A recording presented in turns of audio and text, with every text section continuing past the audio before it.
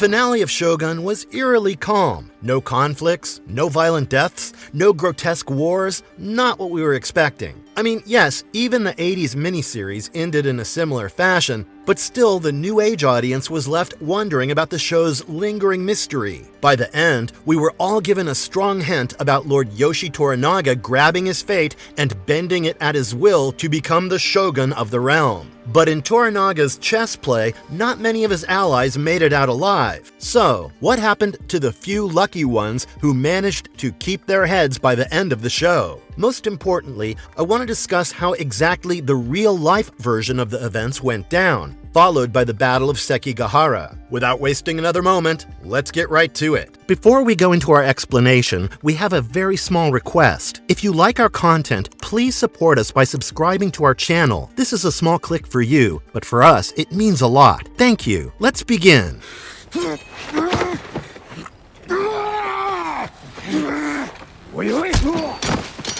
Lord Yoshi Toranaga. At the end of episode 10, Yoshi Toranaga envisions the final stage of his grand strategy reaching its apex as he is about to become the de facto ruler of Japan. With all his political adversaries considerably weakened, Toranaga rose up as the only lord with the sufficient backing to reconstruct Japan from the division of the Sengoku era. Like the Lord of Kanto had always wanted, the forthcoming Battle of Sekigahara got over with minimal conflict or bloodshed, leading to his swift victory. But in the real-time Japanese history of the 17th century, the Battle of Sekigahara did not last longer than 6 hours. In fact, most people of that era believed that the real-life Yoshi Toranaga, Tokugawa Ieyasu, would have lost the battle if the odds didn't pan out to be in his favor. Midway through the battle, many powerful lords decided to change their alliances and took Ieyasu's side, thus betraying Ishido Mitsunari, the real-life inspiration behind Lord Ishido's character. But it still wasn't as easy of a transition as we saw in the show. Legends believe that almost 12,000 to 40,000 men were killed on both sides of the war. After Tokugawa Ieyasu's victory, he was declared as the shogun of the realm by Emperor Go-Yozei. And yes, Japan did have an ornamental emperor, who didn't have any such significant power apart from his fancy title. Anyway,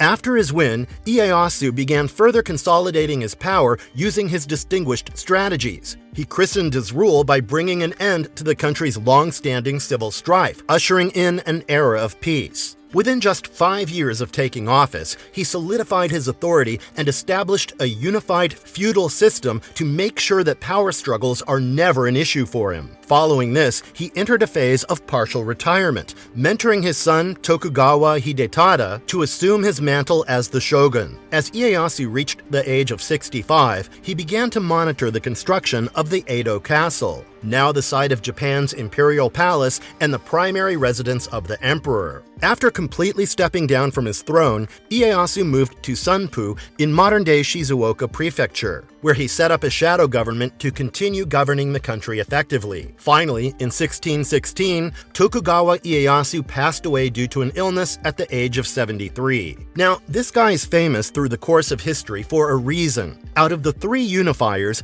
Ieyasu is the only one to leave behind such a revered legacy because the Tokugawa shogunate went on to govern Japan for over the next 250 years, marking an era characterized by peace, stability, and economic prosperity. However, this period of success was achieved through the strict and ruthless control exerted by the Tokugawa regime. The shogunate's reign came to an end only with the Meiji Restoration in 1868, which reinstated direct imperial rule in Japan.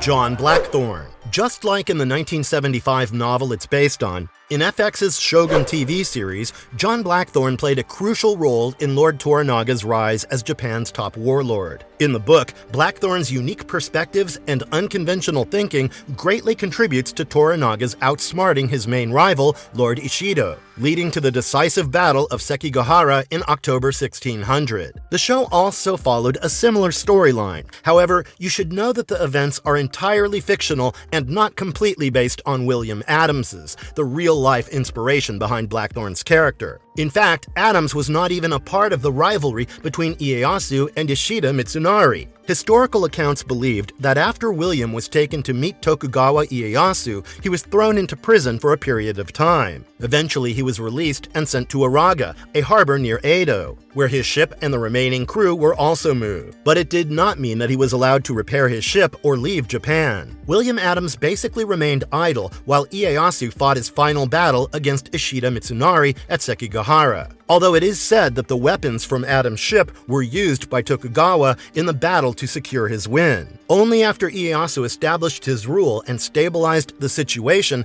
did Adams receive an invitation to join him. This marked the beginning of Adams becoming a mentor to Ieyasu about matters of the world beyond Japan. While William Adams didn't assist Ieyasu in becoming shogun or teach him how to swim, as depicted in the show, he did become one of his most trusted advisors, and this role allowed Adams to influence Japan's interactions with European powers significantly. When Ieyasu was being challenged by the Portuguese, who controlled the entire foreign trade, Adams was made to relocate from Uraga to Edo, where Ieyasu often sought his advice. During one of these meetings, Ieyasu requested Adams to construct a Western-style ship, which he accomplished with assistance from the Japanese locals, and in the process, he taught them Western shipbuilding methods. When Adams constructed a second ship, which weighed a whopping 120 tons, Ieyasu was thrilled. After making a tour of the vessel, he rewarded Adams with an estate on the Miura Peninsula and appointed him as a Hatamoto, which is a direct retainer. So essentially, Adams became a minor lord. Luckily, the John Blackthorne we know and love from the show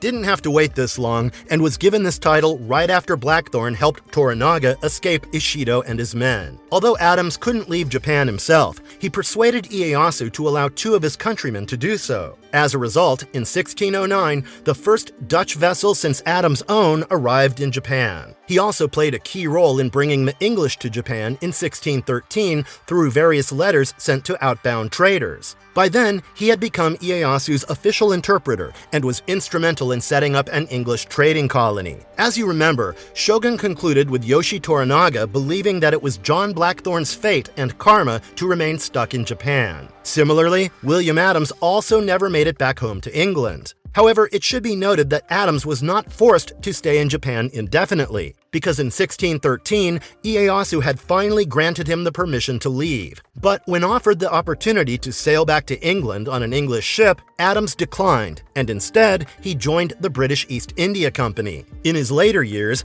Adams organized several trade missions for the English East India Company with the approval of the Shogun. William Adams died 4 years after Ieyasu on May 16, 1620, and was laid to rest in Nagasaki.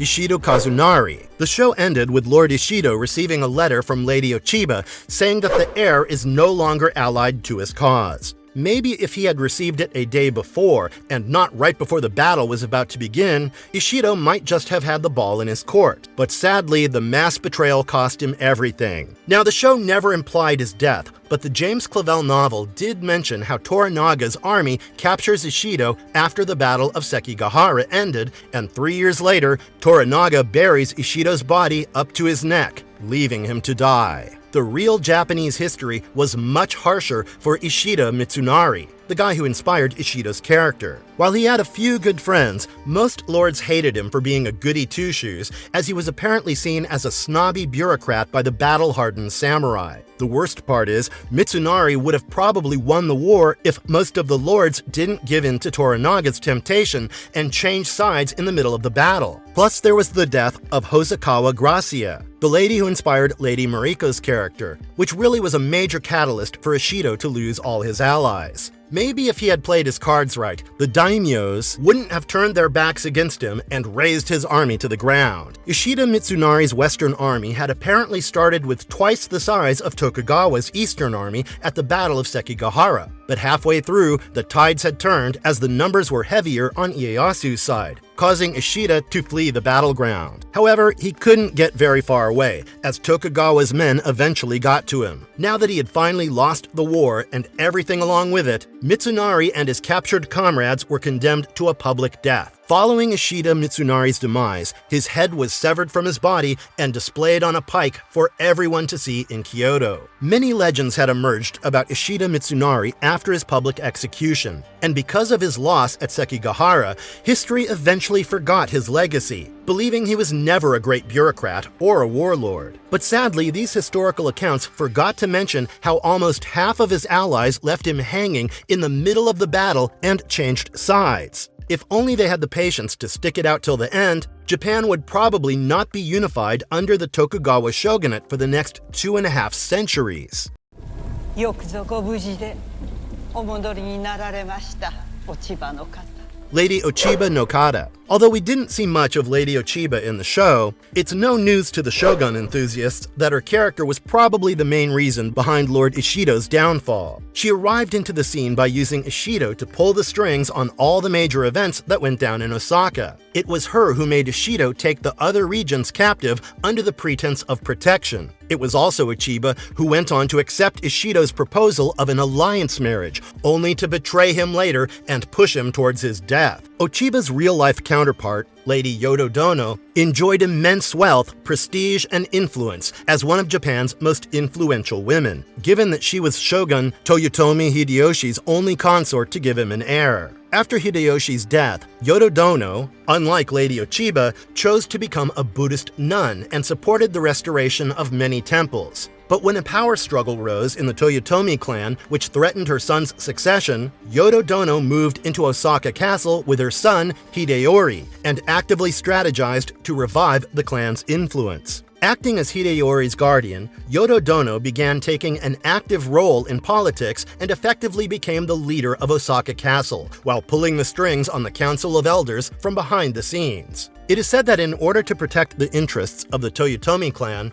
Yodo Dono remained neutral during the whole feud between Mitsunari and Ieyasu. After the decisive battle of Sekigahara, Ieyasu sent a messenger to the Osaka castle, acknowledging Yodo Dono and Hideyori's neutrality. Left with no choice but to fold, Yodo graciously offered him a sake cup when he personally visited the castle. She then insisted he pass it to Hideyori, thus publicly declaring Ieyasu as Hideyori's surrogate father. Now, although Yodo Dono didn't actively participate in the Battle of Sekigahara, over 2,000 Toyotomi vessels did, leading to the strained relations between the Tokugawa and Toyotomi factions. Later, as Ieyasu's power grew, Yodo Dono's depression deepened. By 1601, she began suffering from chest pains, eating disorders, and headaches. Despite marrying Ieyasu's granddaughter, Princess Senime, to her son, tensions persisted between the Tokugawa and Toyotomi families. Meanwhile, the former retainers of Hideyori's slowly shifted their allegiance to Ieyasu, further weakening Hideyori and Yodo Dono's position. Apparently, when Ieyasu requested Hideyori to show his loyalty to the Tokugawa clan by paying homage to him in 1605, Yodo Dono declined the invitation due to the territorial losses and the decrease in status she suffered. Later, in 1611, at 17 years old, Hideyori finally left Osaka Castle to meet with Ieyasu for a 2-hour meeting. During this meeting, Tokugawa Ieyasu found Hideyori to be impressive and was surprised by his conduct and intellect. Soon, tensions between the Tokugawa and Toyotomi clans escalated as the Toyotomi started gathering support from the opponents of the Tokugawa shogunate, asserting Hideyori's rightful claim to rule Japan. Finally, in 1614, Ieyasu ordered Hideyori to leave Osaka Castle by accusing him of treachery, but the castle's occupants straight up refused, thus initiating the siege of Osaka. Ieyasu then ordered his forces to unleash controlled cannon fire on the fortress, and over the next 3 days, his troops bombarded the stronghold. However, realizing that the castle defenses were stronger than they assumed, he then distracted his men to intentionally target Yodo Dono's quarters with cannon fire, which resulted in the death of 2 of her maids. Terrified by the bombardment, Yodo Dono chose to negotiate with Ieyasu, putting a hold on the siege. Apparently, a solemn oath was given by Hideyori and Yodo Dono, pledging not to rebel against Ieyasu or his son, Hidetada. Despite this oath, Ieyasu found out that Toyotomi Hideyori was amassing more troops and initiating attacks on the shogun's forces. So the Tokugawa clan severed the truce and went on a series of battles against the Toyotomi clan, substantially weakening their forces. Later, when Hideyori retreated to Osaka Castle, he was met with Ieyasu's advancing forces. Because Hideyori arrived too late to organize the castle's defenses, Ieyasu's forces set the castle on fire. With no way out, Yododono and Hideyori made the decision to commit seppuku amidst the flames of the burning Osaka Castle, thus ending the Toyotomi lineage.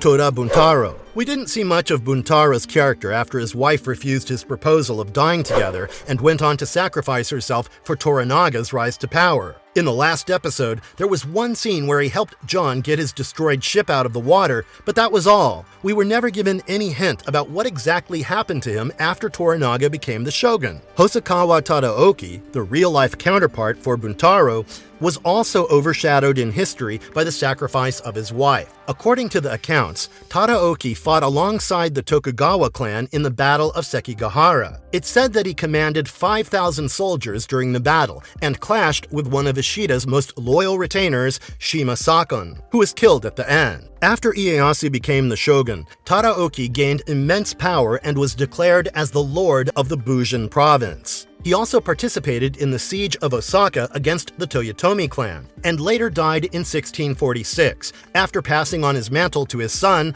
Hosokawa Tadatoshi. So that was how the fate of the main characters of Shogun turned out in the real-life events followed by the Battle of Sekigahara and Toranaga's ascension to become the de facto ruler of Japan. Who is by far your favorite character in Shogun? Let us know in the comment box below. And if you liked our content, don't forget to leave a like and subscribe to us if you haven't already. Have a good one and be safe. Thanks, everyone.